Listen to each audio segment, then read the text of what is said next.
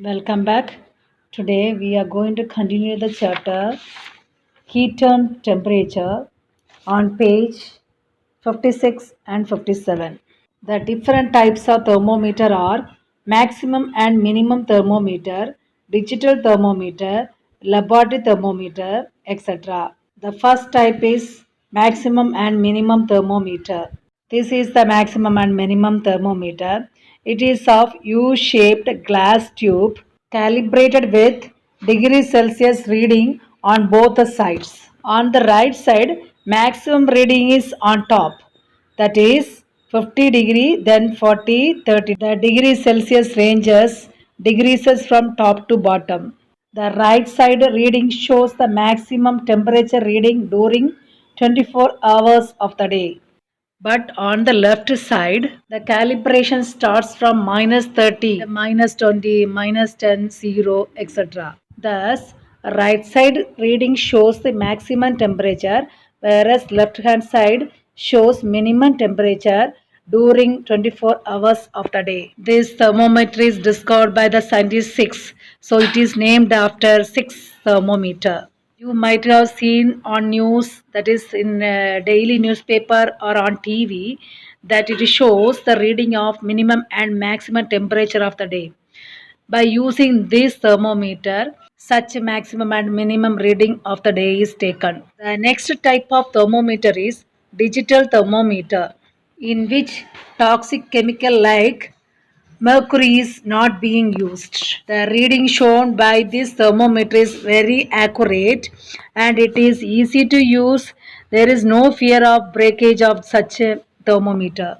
The next type of thermometer is laboratory thermometer, which is used in lab to measure the temperature of other than human body. That it means objects like water and ice pieces, also various liquids like benzene, alcohol, and other gases. Basically, it ranges from minus 10 degrees Celsius to 110 degrees Celsius. Here is an activity to measure the temperature of water and air. I told you, other than our human body, to measure the temperature, we use laboratory thermometer. Here the materials required are a laboratory thermometer, beaker and hot water.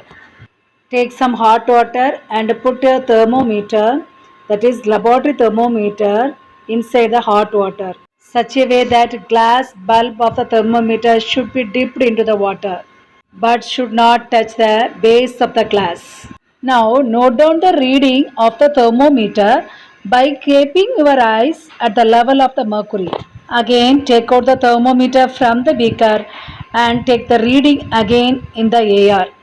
What do you think? The level of the mercury will be raised or will be fallen? The mercury level falls down and after some times the level remain constant. This constant reading will give the value of temperature of air.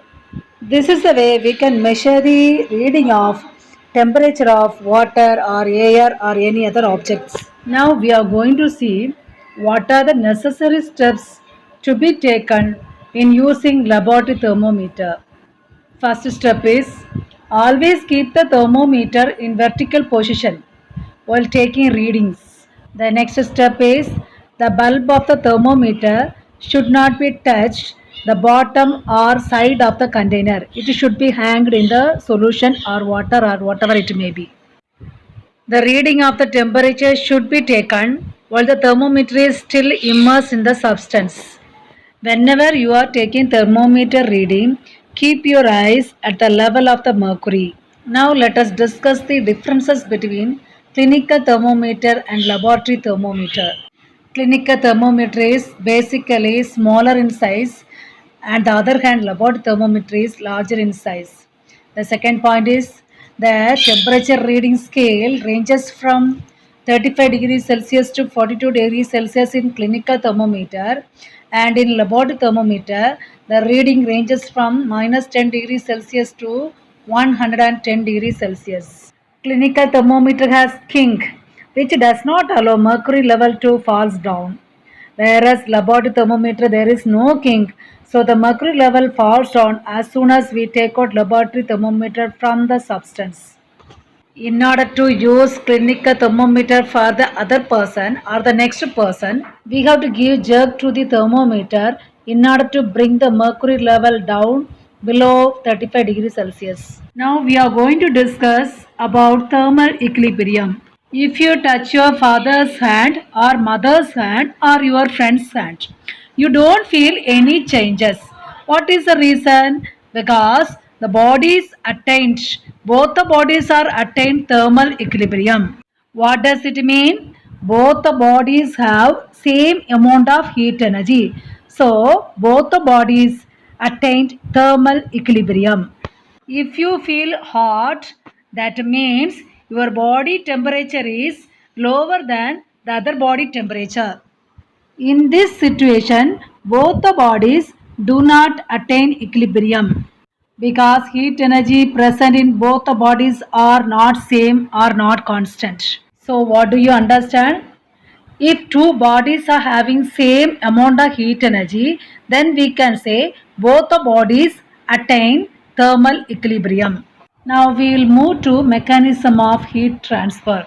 Heat will be transferred in three forms: by conduction and convection and radiation. Conduction is a process of transfer of heat from one molecule to another molecule in solids. On the other hand, convection is a process of transfer of heat energy by movement of molecules from one place to another in gases or liquids. Conduction takes place in only solids, whereas convection takes place in both the liquids and gases. These liquids and gases are called fluids because molecules of these liquid and gases move from one place to another. But radiation process, no medium is required. What is radiation? It is a process of transfer of heat energy without any material medium. This is an activity to show the transfer of heat energy by the process of conduction. Here a boy is showing the one end of iron rod over the flame. Within few seconds, the other end of the rod also gets heated. Now he feels hot.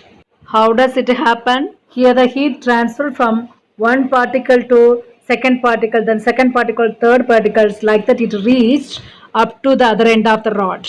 Such a process of transferring heat is called conduction. In the second case, you are going to heat some water. On heating, firstly, the particles present at the base gets heated. These heated particles become less dense, so they rises up. At the same time, cool and more dense water from the top moves down. Such a transferring of heat by moving the particles in the liquid is called convection. This is an example of radiation because no medium is required to transfer the heat.